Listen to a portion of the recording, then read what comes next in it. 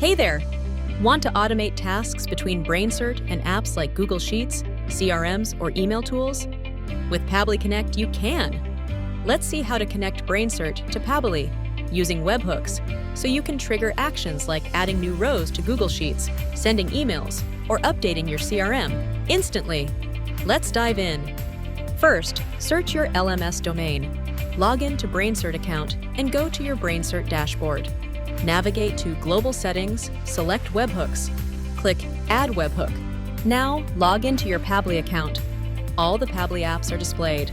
Select Pabbly Connect and click Access Now. Then, click Create Workflow. Name it User Created Pabbly Workflow and create it. Now, let's set up the trigger. Under Trigger, select BrainCert as the app. Pick your trigger event, like User Created. Copy the webhook URL Pabbly generates.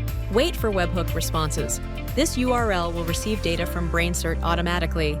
Now go to BrainCert, insert the webhook name, and paste the Pabbly URL in the required area. Choose a matching event, User Created. Click the Send test. This sends sample data to Pabbly. Hit Save once it's successful. Also, you can see the responses below the triggers on Pabbly. On Pabbly, click Action.